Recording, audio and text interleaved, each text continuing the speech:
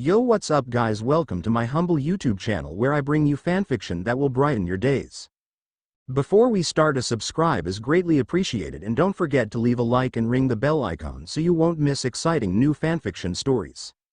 Tensura. Melting the Eternal Frost by JackDaWeb. Chapter 20. The Fighting Tournament. Third-person POV Tempest had proudly shown off its advancements, beauty, and culture in the past few days through the founding festival. So far, the event has been a resounding success and has done a remarkable job of leaving a good and lasting impression on the visitors. The nation of monsters is not the brutal and harsh civilization that humanity thought it to be. Instead, it is a highly advanced and rapidly growing society led by a benevolent yet powerful ruler who truly wishes to achieve coexistence with humans. On top of showing off the dedication and hard work of the nation, Rimuru's actions throughout the founding festival have slowly but surely reshaped the idea of what it truly means to be a demon lord. In the first place, an event where humans and monsters can come together in peace and celebrate a demon lord's ascension was seen as impossible by humanity. However, as always, Rimuru has managed to pull off the impossible and successfully organized an occasion of such a grand scale. And now, the founding festival has reached its culmination after days of build-up and eager anticipation. The fighting tournament, or as it's formally called, the Grand Tournament of Battle, is about to commence. The tournament will occur within the Colosseum, a structure heavily based on a monument of the same name from Rome, a place in Rimuru's past world. It is the latest and greatest marvel of the infrastructure in Tempest. It provided a place to hold different public events and served as a good training ground for warriors to hone their skills. On top of its versatility, the most impressive thing about the Colosseum is its capacity to hold over 50,000 people. Rimuru will erect a strong barrier imbued with Shub Niggerat's skill nullification to protect the audience from stray attacks or debris. 8 courageous fighters will partake in a bracket-style competition and battle until a champion is determined. The victor will be given the opportunity to challenge Rimuru Tempest directly, with the option to decline. Following the announcement of the winner, an intriguing surprise will be revealed to the audience. It will be a battle between the gods, and one that will give the audience a glimpse of the world's power ceiling. The combatants were none other than the Destroyer, Milam Nava, and the White Ice Dragon, Velzard. Rimuru's POV. Today's the day that everyone's been waiting for, but for me, it's the day I've been dreading. While the first few fights might be fun to watch, the last one will be a headache of epic proportions. A battle between 2 of the strongest people I know was about to take place. And it's the strongest dragonoid in history versus the strongest true dragon of today. May God, or in this case Veldanava, bless Tempest. If you can hear me, I hope your daughter and sister don't go crazy and destroy the whole place. When push comes to shove, I'll use True Dragon Release with Veldora and somehow intervene in their battle. Just that thought alone scares me to no end. But I'd rather do that than sit back and watch half of Tempest get obliterated because of a friendly spar between aunt and niece. I sat up from the bed and immediately changed into my clothes. Velzard was still sleeping peacefully beside me, but I decided not to wake her. Doing the usual, I pulled out 2 mugs of coffee from my subspace and placed Velzard's on the nightstand. As I was about to stand up and leave the room, I heard the ruffling of the blankets and felt the movement of the mattress. Yawn. Good morning, Rimu-kun. Velzard greeted me warmly as she sat up while rubbing her eyes. Good morning, Vels-chan. How was your sleep? I asked softly while handing her the mug of coffee from the nightstand, which she gratefully took. Thank you. Foo, my sleep was quite nice as usual.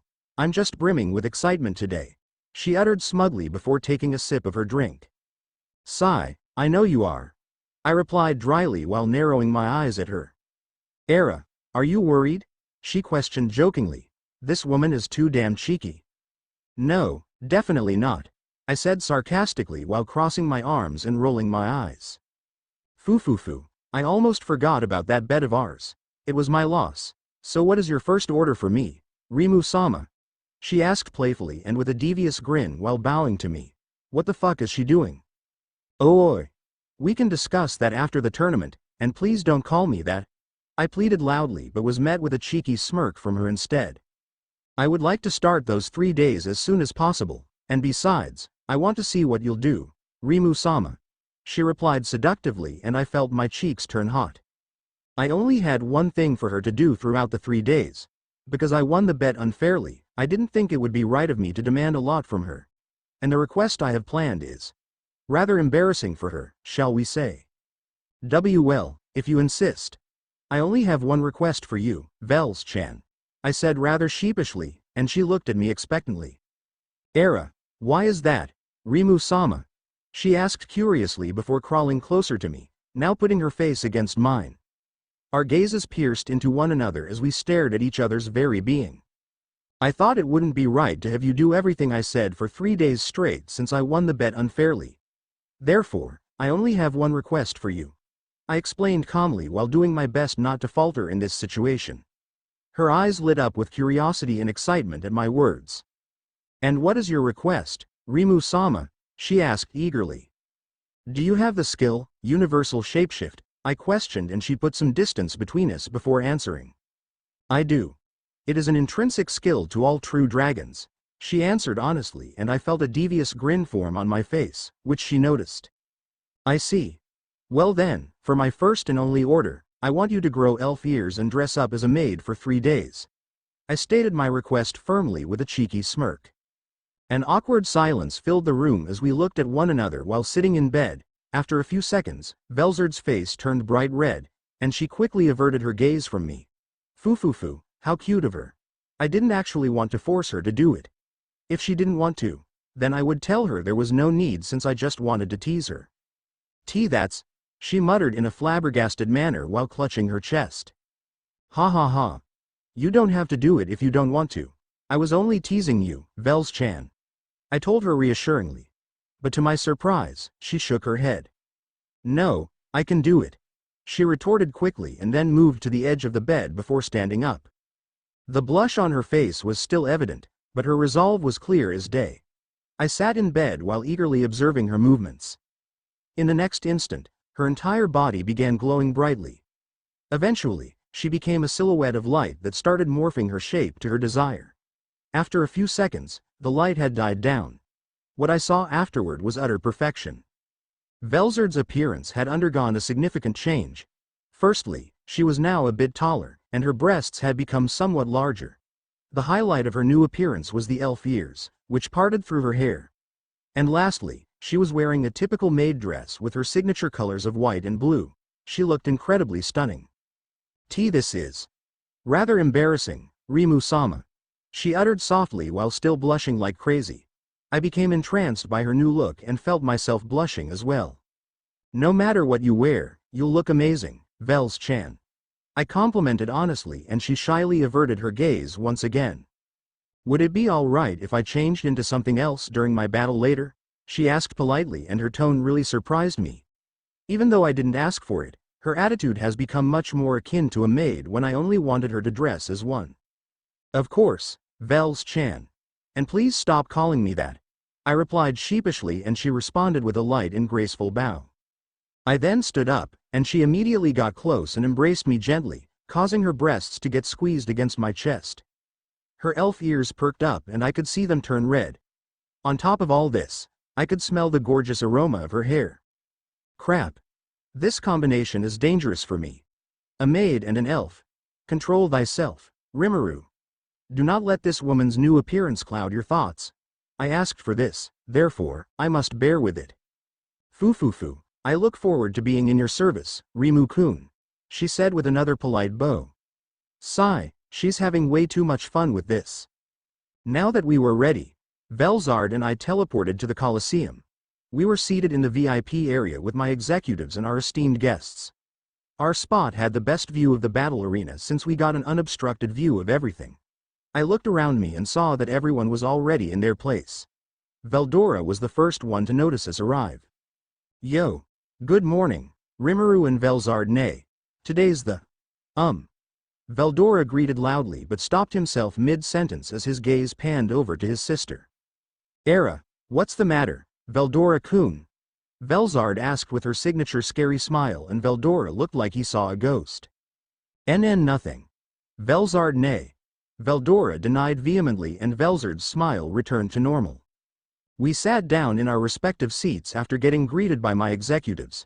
Speaking of my executives, they were the ones who handled the opening of the Colosseum and the fighting tournament. Thanks to them, People were already filling the audience seats, and everyone was eager to watch the upcoming battles. On a side note, the spar between Milam and Velzard was kept a secret from the public, and only the guests and my executives knew about it. It took only a few minutes for the entire Colosseum to be filled out. From where we sat, we could see the tens of thousands of people in the audience, all excited and eager for the upcoming battles. Soka became the announcer for the entire event, which is quite fitting for her. The referee for the fights was Diablo, somewhat unexpected, but it made sense. Third-person Pav. After a bit of waiting, the announcer finally walked on stage. She briefly introduced herself before formally opening the tournament, and the crowd erupted in loud applause. Once everyone had calmed down, she began reciting the rules and combatants of the tournament. As for the rules, there will be no slaughtering of opponents. A referee will oversee the battles to ensure fairness on the battlefield. Victory is decided by which of the two combatants have taken the least damage. A combatant may surrender and concede victory. Now for the 8 brave warriors and the first 4 matches. Gozel vs Mazul, Masayuki vs Jinrai, Gaia vs Gobta. Geld vs Lion Mask. Once Soka finished introducing the rules and combatants, the first 2 fighters stepped inside the arena. Gozel and Mazul were the leaders of a race of monsters who have always been at odds with one another. Their feud made the first match incredibly fitting, and the two were ready to rip out the head of the other. Gozel vs Mazul. Seal then suggested giving the two combatants a unique skill, but Rimuru declined. He wanted to see how they would do in combat without the assistance of a unique level skill. A few intense seconds later, Diablo gave the order to attack, and the cheering from the audience grew louder. They dashed at each other at full speed, weapon in hand and with full killing intent. A loud clanging noise reverberated throughout the arena from their spears making contact. Tensions rose among the audience as they watched the power struggle between the two fighters. Gozel eventually overpowered his opponent thanks to his superior strength, but the fight wasn't over yet. Mazul quickly initiated a tactical retreat and barely dodged a spear thrust. He promptly placed several meters of distance between him and his adversary. Once in position, he charged with his spear raised at his target. While Gozel beat him in strength, he was superior in speed. Seeing the incoming attack, Gozel held up his weapon to block it. Mazul thrust his spear, and his opponent tried to parry the attack, not knowing it was a feint. Unfortunately, he realized it too late and ended up getting pierced in a fatal spot. Gozel fell to the ground in pain and Diablo immediately declared the match over, with Mazul being the victor. Diablo then healed all their injuries before they left the ring. Winner. Mazul. The crowd erupted into loud cheering with a few grunts of displeasure mixed in there, mainly from the Gozu tribe. Soka returned to the stage and made a few remarks about the battle before calling upon the next fighters. The following fight was one that got everyone excited, and the audience once again started cheering loudly. The fight was between the legendary lightspeed hero, Masayuki, and his fellow party member, Jinrai. Once their names were called, they stepped into the arena, and the entire Colosseum shook from the sheer volume of the audience's cheering. Masayuki looked incredibly timid, while his friend was very excited. The two of them were now having a standoff in the middle of the fighting ring, waiting for the referee's announcement. After a few seconds, Diablo gave them the green light. Masayuki vs Jinrai. The echoes from the loud cheering reverberated across the arena as the audience eagerly waited for the fight to begin. Masayuki and Jinrai started walking closer to each other and the crowd became livid. It appears that they will engage in a direct confrontation since they held their weapons calmly and were walking without a sense of urgency. Now only a few feet away from each other, the tension rose even higher. After a few seconds, Jinrai bent down to put his weapon on the ground, and the audience's eyes widened in surprise.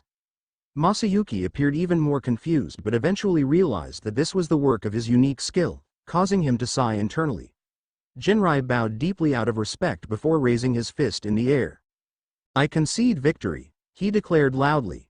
This act made the audience cheer even louder than they did before.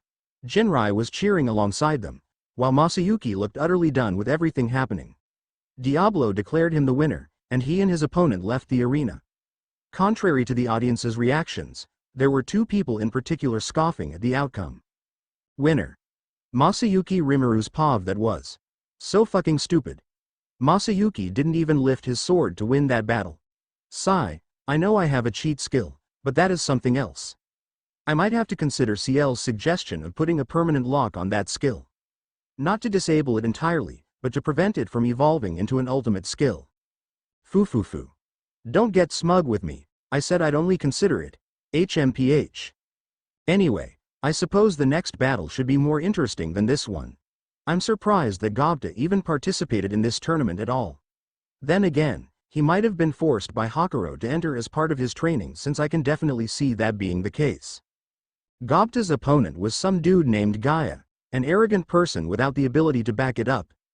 However, he is an A-ranked adventurer, so I guess there's that. Pushing that thought aside for now, I turned to look at my beautiful maid. She was already looking at me, and I assume she has some things to say about the fight that took place. What did you think about that fight, Vels-chan? I asked curiously. Very underwhelming. But that is to be expected due to his skill, she replied bluntly, and I nodded in agreement. Yeah, that wasn't even a fight if I'm being honest, I added nonchalantly. Hopefully the next one will be more interesting, she said earnestly.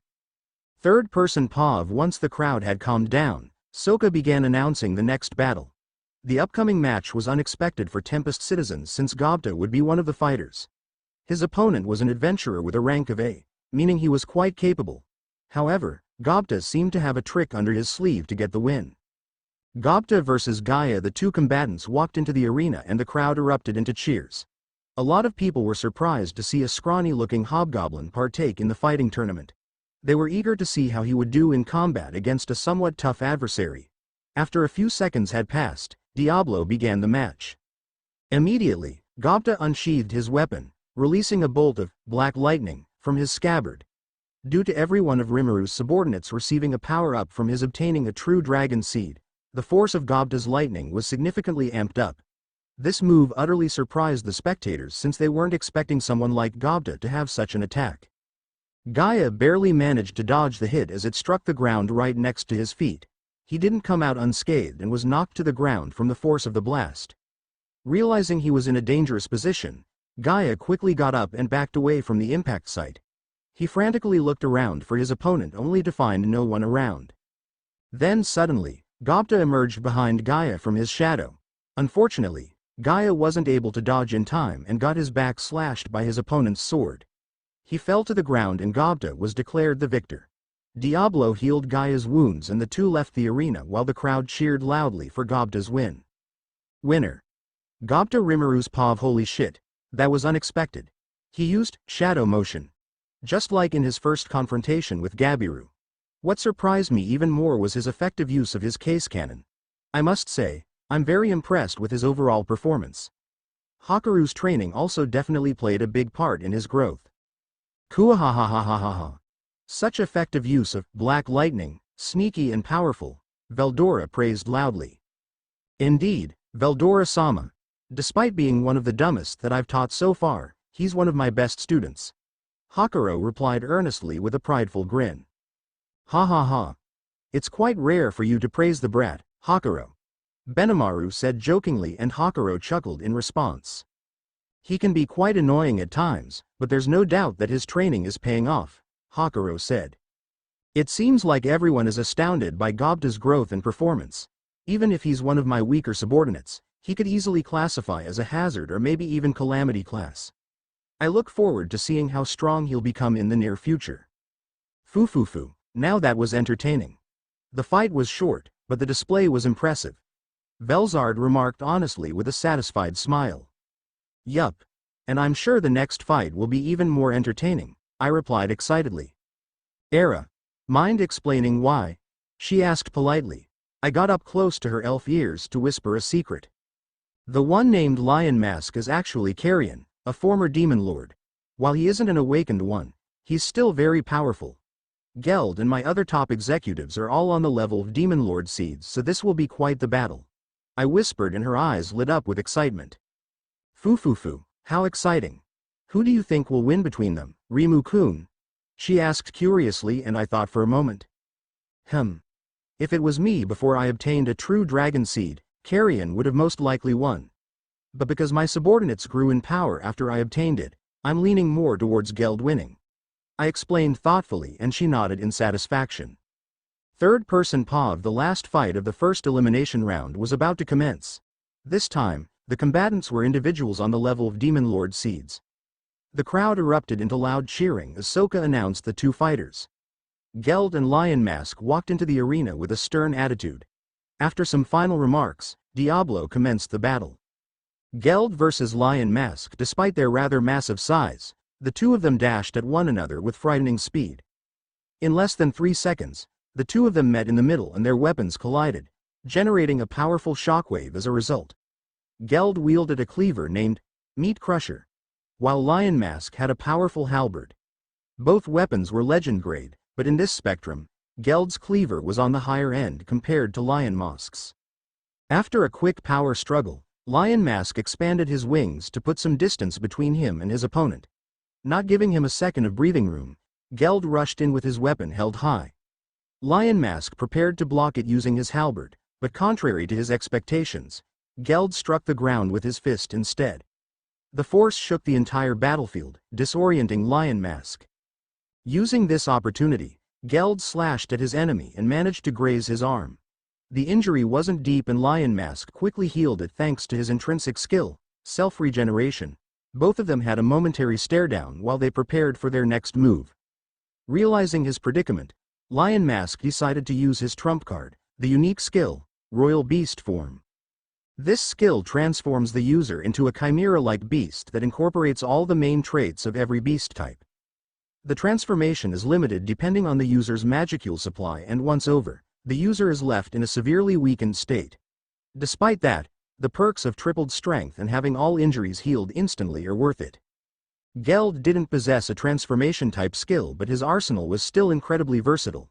He had two unique skills, Gourmet and Guardian. The latter he received from Rimuru's Harvest Festival.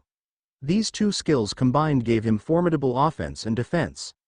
With this, Geld steeled his resolve and faced the now transformed Lion Mask. Lion Mask prepared his finisher attack, Beast Roar, while at the same time, Geld closed the distance between them. The audience thought it was a dumb move since they clearly saw Lion Mask charging up what appeared to be a very powerful attack. But this is all in accordance with Geld's plan. Once the attack was finished charging, Lion Mask released the blast at Geld when he was a few meters away. Geld stopped in his tracks and immediately activated Predation to absorb the energy. He couldn't absorb all of it, so some of the attack continued barreling towards him. But thanks to his other unique skill coupled with multi-layer barrier, Geld remained mostly unharmed.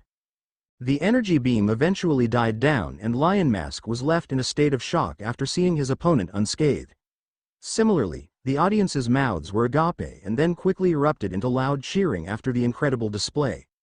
Having exhausted most of his energy, Lion Mask's transformation ended, and he was then left vulnerable. Realizing his defeat, Lion Mask conceded victory and the crowd applauded loudly. Winner. Geld. With the first elimination round over, the tournament was ready to move on to its next round. The four victors were Mazul, Masayuki, Gobta, and Geld. They would be randomly pitted against each other for the next round until only two remained. Those two would engage in the final battle to decide the champion. Rimuru's POV. As expected of Geld, his performance was superb. One thing to note is that his unique skill, Gourmet, is very similar to my former skill, Gluttony. It makes me quite curious as to what it'll evolve into if it becomes an ultimate skill. Maybe Beelzebub, since I don't have it anymore, but it could also be something else. Such a splendid performance from Geld-san. Hakuro praised earnestly. I agree. And from the looks of it, he seems to possess a similar skill to your Gluttony, Reu Sama. Benimaru remarked thoughtfully. Oh yeah, they still don't know that my unique skill evolved twice. Yeah. If there's anyone most fitting to have a skill like that, then it'd be Geld, I said proudly. I looked around the entire Colosseum and I could feel the excitement radiating from the audience. Everyone was eager to witness the next round with the four victors of the previous one. After a few minutes of deliberation, Sokka walked back on stage to announce the next two battles. The crowd cheered loudly as they waited for the announcement. Once the audience had calmed down, Sokka began with her opening remarks. After much anticipation, she finally announced the upcoming fights. Mazul versus Masayuki, Gobta versus Geld. Oh boy. Gobta versus Geld? There's no way that's fair at all. Geld is one of my strongest subordinates and Gobta is. Well, he's Gobta. This is very much akin to a hydrogen bomb versus a small child. Unless Gobta has a trick up his sleeve, he's cooked for sure. Foo. The second match is quite hilarious. Velzard joked lightly and I chuckled in response. Yeah. Gobta will be hilariously dead after. I replied playfully. Ho, perhaps he has a plan of sorts. Hakuro chimed in. And now, for our first match. Ladies and gentlemen, we have Mazul versus Masayuki. Soka announced enthusiastically and the crowd cheered loudly for the millionth time. And it was especially loud since Masayuki was the one getting announced. Now then, let's see what Ya got, Masayuki.